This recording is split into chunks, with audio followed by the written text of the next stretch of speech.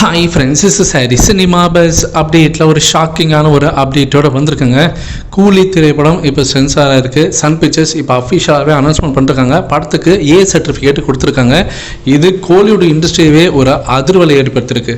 சென்சாரில் இந்த படத்தை பார்த்த சென்சார் போர்டு குழுவினர் பயங்கரமான ஷாக்கிங்காக இருக்காங்களாம். ஏன்னா படத்தில் அவ்வளோ வயலன்ஸ் இருக்குது அப்படின்ற மாதிரி சொல்லியிருக்காங்க. படக்குழு எவ்வளோ சொல்லியுமே கூட அவங்க வந்து கண்டிப்பாக இந்த படத்துக்கு யூஸ்லெஸ் ஷேர் தர முடியாதுன்னு சொல்லிட்டு இப்போ ஏ சர்டிஃபிகேட் கொடுத்துருக்கிறதாக தகவல் வந்திருக்கு. படம் பயங்கர ராவாக இருக்காங்க ஃப்ரெண்ட்ஸ். ஸோ ரஜினி சாரை நம்ம இந்த மாதிரியான ஒரு ரோலில் பார்த்தே இருக்க மாட்டோம்.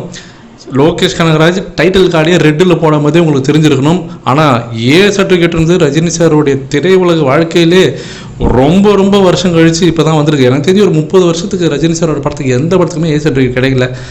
எனக்கு தெரிஞ்சு நான் சிகப்பு மனிதனா எனக்கு எக்ஸாக்டாக தெரியல. அந்த டைமில் 80s அந்த லேட் 80ஸில் வந்து ஒரு படத்துக்கு ஏதோ ஒரு படத்துக்கு ஏ சர்டிஃபிகேட் கொடுத்துருக்காங்க.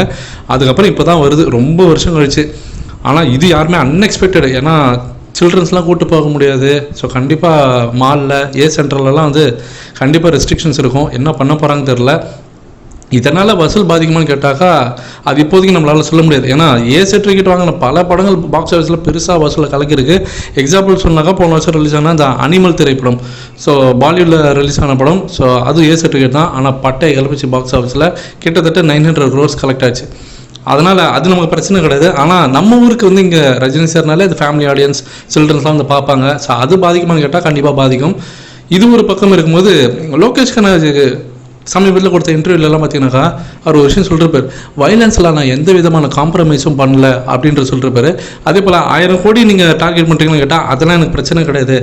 காசு கொடுத்து உள்ளே வர அந்த 150 ரூபா காசு கொடுத்து உள்ளே வர அந்த ரசிகரை திருப்திப்படுத்துவேன், அதுக்கு நான் கேரண்டின்னு சொன்னார். அதுக்கான அர்த்தம் இப்போ தான் எனக்கு புரியுது. நீங்கள் என்ன நினைக்கிறீங்க? ஏ சர்டிஃபிகேட் ரஜினி சாரோட படத்துக்கு பயங்கரமான ஒரு வைல்டு மோடுக்கு மாறுறாரா தலைவர் இந்த படத்தில் அப்படின்ற கேள்விக்குறி தான் இருக்குது.